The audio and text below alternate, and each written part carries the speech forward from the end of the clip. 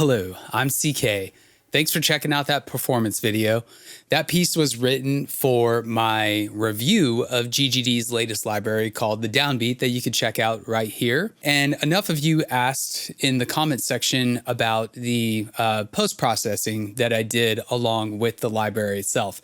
And don't get me wrong, the library itself sounds incredible. So I'm actually going to give you like an A/B comparison right now of what it sounds like out of the box with my custom preset, which by the way, yeah, the drums you heard in that video and for the first part of this demo are a custom preset that I designed for this drum library that you can pick up at arcanearrow.com.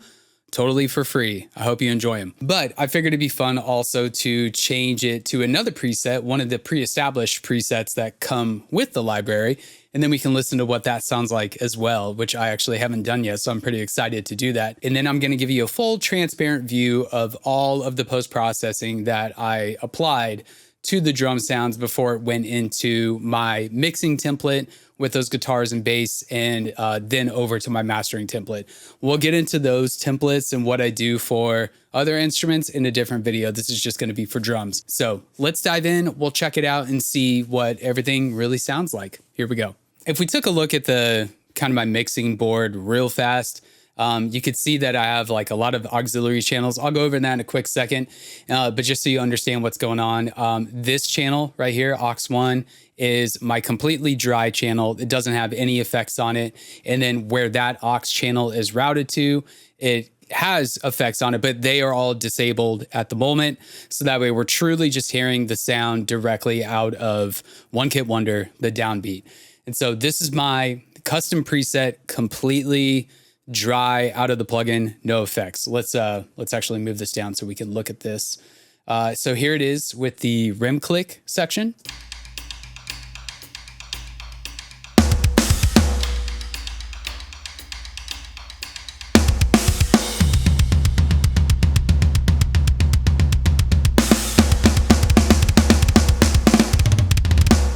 And we'll keep going.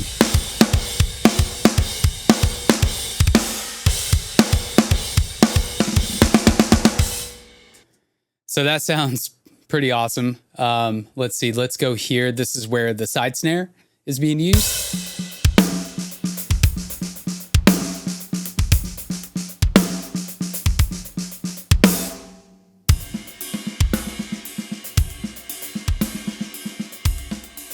Yeah, that just sounds so good. And then here's that little kind of like ghost note between the snare and tom work.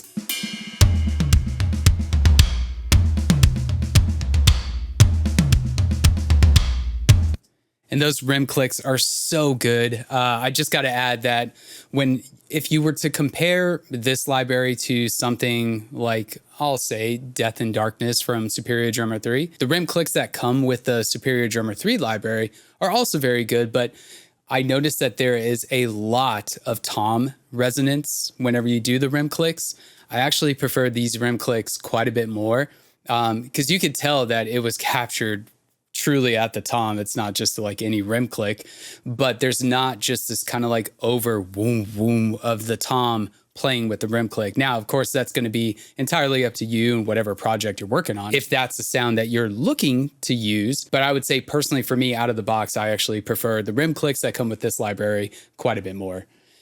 So let's do something fun, and we don't have to demo everything that we just did, but my preset is called Stop, Drop, and Drum Roll. So if you decide to pick that up, thank you. And like I said, I hope you like it. Let's just go with the first one all the way up just for fun.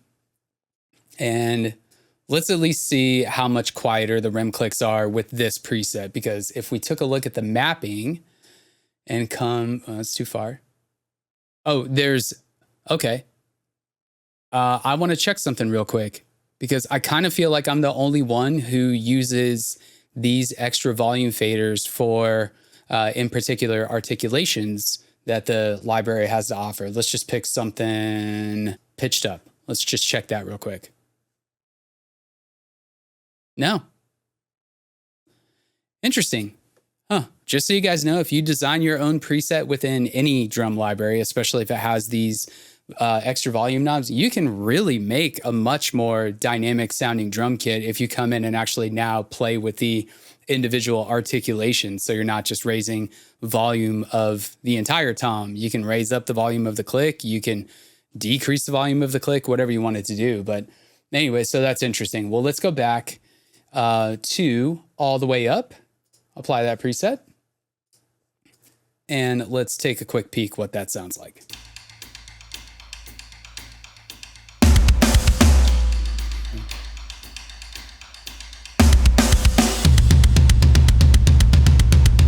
Whoa.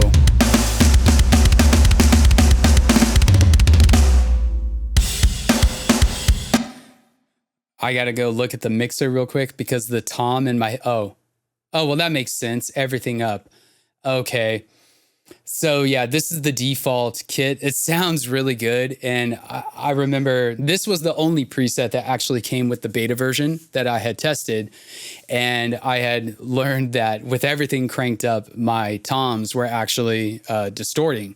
So keep that in mind if you go ahead and fire this up. If you're doing a lot of tom work, especially on the lowest floor tom, you might receive a little bit of what I would call gurgle from just a lot of low end being present. So why don't we pick something else real fast? I don't know, what do you guys want to see? I wish I could read your mind. Let's try extra roomy for fun. We're going to apply that preset. Okay, now we have some custom dialing in here. All right, the slow compressor, that's what I prefer. Medium reverb. All right, let's check it out.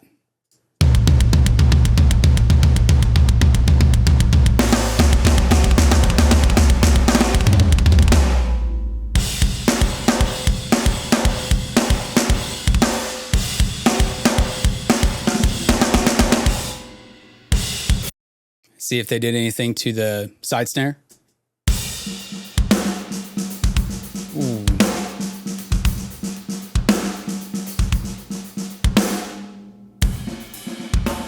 Whoa, you might need a headphone up, but there's a lot of ring out from the snare and I kind of like it.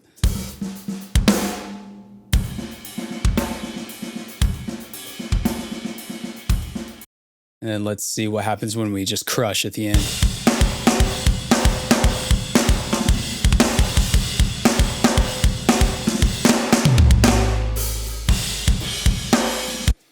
Okay, yeah, roomy, extra roomy, for sure. It wouldn't be my first preset of choice for this song, but I really, really like it. So why don't we go back to my preset real quick, and I'm going to close this out, and let me go ahead and just walk you through my post-processing that I typically like to apply to the drums that I record and engineer over here in Logic Pro. And if I remember correctly, this was actually set to -5.3. So if you're not familiar with busing, I actually have a video real quick that you may want to check out that's going to show you how to create bus channels. But for me, when it comes to drum mixing, I really like applying multiple stages of parallel compression. And so what I do is you can see all these bus channels here have been created from the main GGD stereo out. And then I turn off the stereo output here. And then aux 1, which is right here, is always my dry feed from the plugin. So that way I can really kind of keep the naturalness that is supposed to come with said plugin that I'm working on.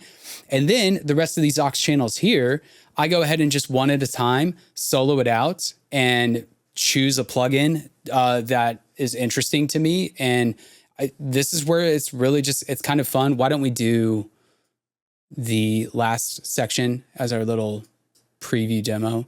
Logic Pro needs to fix this. When I want to adjust my cycle region, this cycle range shows up right on top of the MIDI on track 1. And then you got to come down here to see where you're going. Come on, Logic Pro. And then this is what I do is I will just, and I'm going to turn this up for listening sake, and I'll show you exactly which plugins I'm using.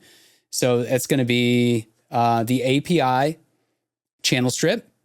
And then I went to their presets. I went to drums. And the one that I selected here is gigantic drums. And I made no modifications inside the plugin whatsoever. So let's just kind of do a quick A/B.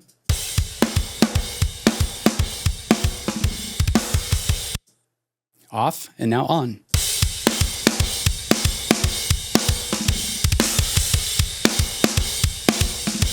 And some of you might just go, wow, that sounds incredible, done. But what I like to do is actually use a lot of mostly channel strips because you get that like extra clarity and extra punch. And then if you take a look at the faders right down there, you can see that they're not very loud. Like my main fader here for the actual plugin dry, and I don't mean dry, but I mean just directly from the plugin. I haven't put any extra processing in my DAW on it. I always like that to be the most present sound available in my mix. But yeah, so that's stage one of my multi-staging parallel compression. Now, unfortunately, undo doesn't work on volume faders as far as I know. So I should be taking notes of where these are at, but it doesn't matter. The mix is already done. So let's just move on to the next one, why don't we just zero that out. This is the Vertigo VSC2. This is also a killer plugin. So just to show you, went to drums and I used just drum bus punch. So let's do some A/B.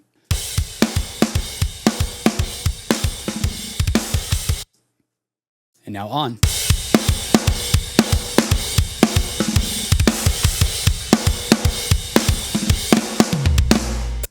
So also very cool, gets you a lot of flavor. This plugin in particular really enhances the reverb and just the space that comes with the in particular preset that I designed here. So really enjoy that. Let's move on to the next one. And we've got a classic here, a Teletronix LA2A Silver. And I know that there is some hot button debates between using the silver or the gray. I find myself using both pretty frequently. And that's the thing about after I set up my bus chain for all these parallel compressions, literally what I do is I open up, I'll keep that one there for now, but I'll open up my plugins menu, usually just go to the dynamics section, and I just kind of look and I go, I haven't used this in a while.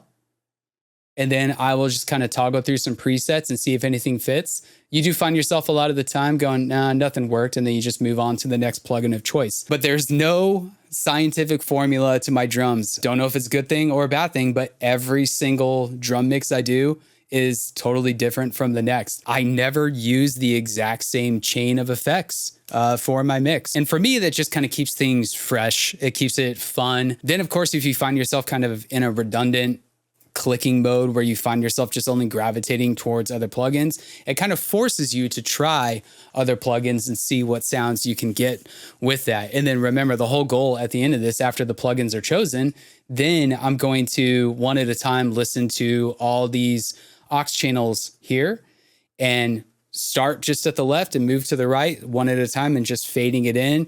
And then a lot of solo and muting until I get a sound dialed in that I like. But then for these drums in particular, the next plugin, the good old classic SSL G Bus Compressor. This thing's a beast. And the plugin that I used here is the aggressive drum bus. And it's aggressive. So let's do A/B. Here we go.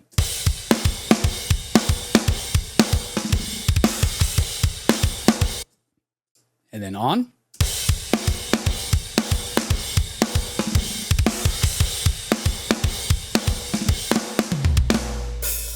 Yep, so good. The very last stage of my parallel compressions. Really love this plugin. This is such an outstanding plugin, not just for drums or any instrument. This in particular channel strip is so great for your main bus channel.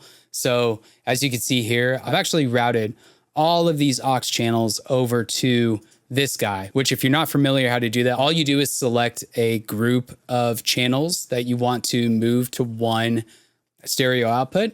In Logic Pro, at least, you come here to options and you go create track stack for selected channel strips. And then this is called a summing stack. You'll get two options. I prefer the summing stack. And then this is what a summing stack looks like. So you could actually toggle this caret and now your mixing board is so clean. And then like here, you can even apply more effects if you so want to on top of that, which clearly I always do. But let's take a preview with this LA6176. Such a beautiful, awesome plugin. This kind of like the API channel strip. This is also a Swiss Army channel strip. It can glue anything together so beautifully. And if I actually had to recommend 2 plugins for you to grab off of this list, it would be the API channel strip. You can get away with everything with that. And then this LA6176 channel strip from UAD. It is just, it's a total chef's kiss. But let's have a preview. Oh, my fault.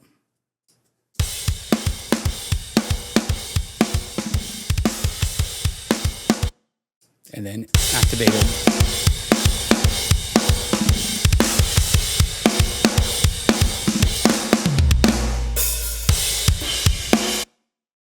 Yep. And as you can see, when you put these effects on, if you look at that, we're definitely in clip territory. So you got to be vigilant, actually looking at your volume peaks and going, oh, this is we're way up there. But with this method, if you're going to end up doing your drums this way, here's what I actually do is I select everything that has an effect on it and I bring it all the way down to 0, totally silent. And then we can use this region for demoing, and I'll just show you a real quick demo of how I kind of level drums.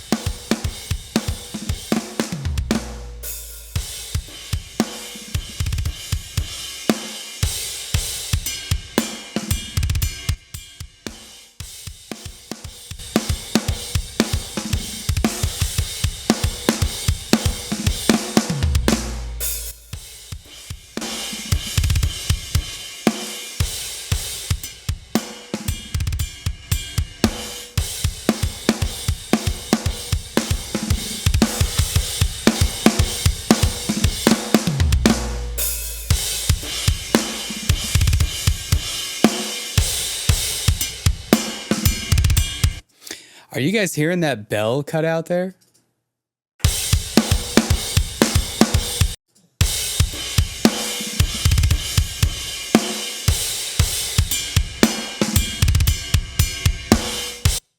And then it didn't do it that time. That's so weird. All right, moving on.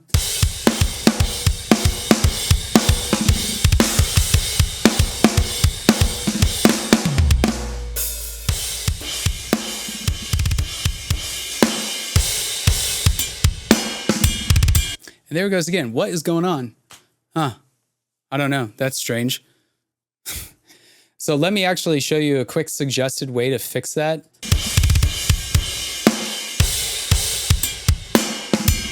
Okay, so it's this guy right here. Now, typically I don't like to move any of my MIDI, especially if it's correlated with a live performance. But if you get sample errors like that, where the sample is clearly cutting out like that bell was. And what's kind of interesting too is like if I start it just right here, that bell works totally fine. But what I'd recommend experimenting if you come across that, just move it ever slightly, one direction or another. And that usually tends to improve whatever's happening inside the engine to cause it to glitch like that. That's weird. That wasn't happening during the mixing of this, so I'm not really sure what's going on there. But let's hop back into the processing. So after this is not exactly where I'd want these levels because I want to actually demo it between my monitors and headphones, going back and forth. But then I would select all these, create my track stack, and then now that that's created, you can see right here, if I hit play, that mute covers because everything is feeding to this stereo channel. So it's all controllable right here. And then to just show you real quick, the plugs that are on this channel strip, Pro Q4 is such an incredible EQ. Some argue that it is the industry standard for an EQ.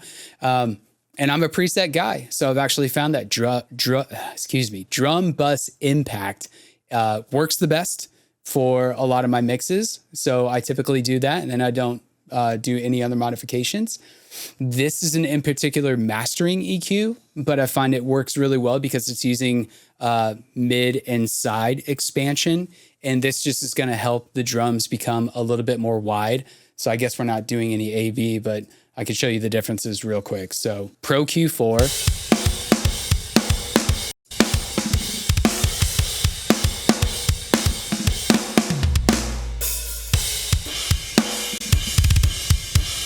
You hear that? This would also be another plugin that I recommend that you look into. There's two actually that are in that series. I'm just going to use this for an example. But if you go to EQ, they're the Dangerous BAX EQ Master, which is what you just saw, and then the Dangerous BAX EQ Mix. And please don't be fooled by the titles, mix, master, whatever. Play around with everything. Never be intimidated because something says master or something says mix. It can be applied anywhere at any time. Remember, you're just going for cool sound, right? And you want to try to play within the spectrum as best as possible to where you're not canceling out other signals within your mix. But for the most part, we're going for just cool sounds. So this is what I do. And then this plugin, I'm sorry, guys. I wish I had some sort of coupon code for you. But the Black Salt is what BS stands for. And this clipper is just amazing. And what this is going to do is a clipper essentially takes your transients, so your harder kicks and your harder snares, and then where those things are, or let me just show you by example.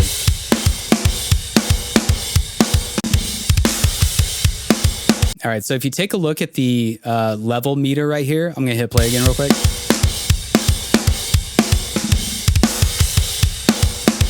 You can see that my peaks are happening right around where the mouse cursor is. And then if you turn this on, a clipper is going to allow those transients to still punch through, but it's actually going to tame the actual volume meter from going beyond a certain threshold, which I don't know where I have this set, minus 4.3 dB. You see how much more level that meter is now?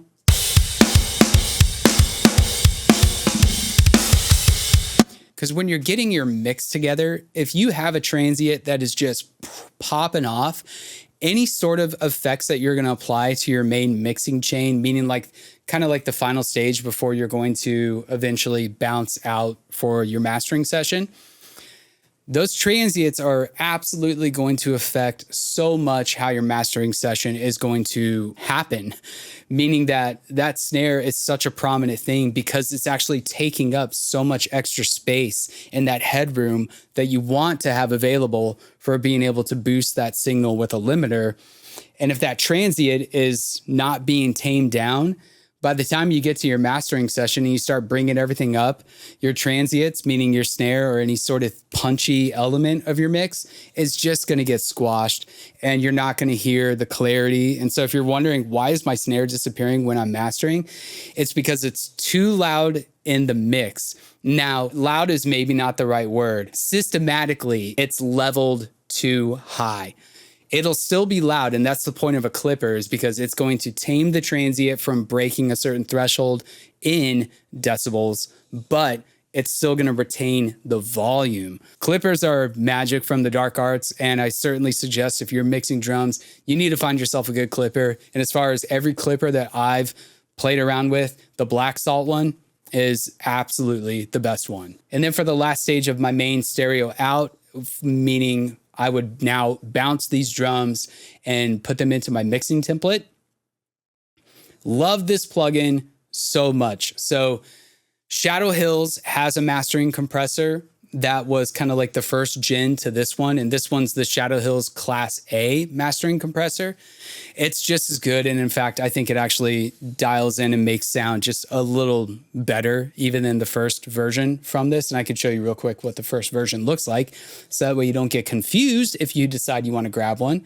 So right here, we have the Shadow Hills mastering compressor, which looks like this. And just looking at them side by side, you can see quite a bit of difference. This plugin is an absolute beast. And the preset that I've selected for this one is the discrete, in my eyes, guys, discrete heavy low ratio. And yeah, let's A/B that real quick. Close that out.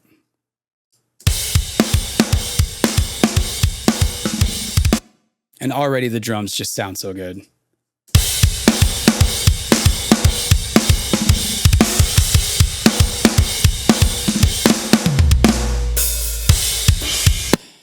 Yep. And y'all, that's really it. And then I would just come up to my performance and create a cycle region. I don't know what that was. Oh, when I was demonstrating in my review video how beautiful the hi-hats were, I realized I didn't have like a good consistent set of hi-hats to demonstrate there. So that's what that is over there. But yeah, essentially this performance would be ready to go. And then I would bounce that out, move that over to a mixing template, and then I would do this exact same process for every single instrument on its own. Guitars will get their entire template where I will, you know, mix to taste and then run it through all these parallel compressions, always keeping this channel, which is like the bare channel, at the highest. And then just remember, these parallel compressions are just for additional boost and flavor for whatever instrument you're working on. And then that will get bounced out, the guitars, then the bass, and then vocals and keys and whatnot. And then that all goes into a mixing template. And then I don't really do a lot of effects processing in there. That's more just ears and adjusting levels. And then once I'm satisfied with that, I throw on the Pro Q4 equalizer at my last stage before I bounce out for mastering. And then my mastering chain is an entire nother beast. So just let me know in the comments if you actually want to see my mastering chain. And then you're very welcome to, from that point on, copy it and run with it. This has hopefully inspired you in some way to generate a different drum mix than what you are already doing. I know that's certainly what I'm looking for when I look for, in particular, drum mixing videos or just mixing videos in general. A lot of the times I take some of the concept that they're providing in the video and then adapt it to my own style.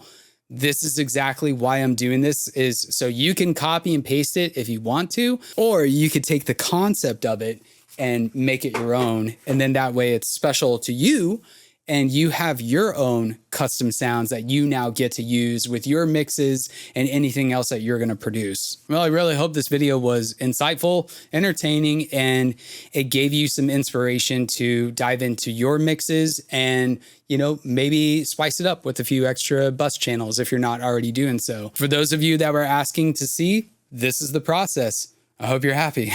My name is CK. Arcane Arrow is my music project. And of course, I'm so glad that you're here. I'll catch you in the next video.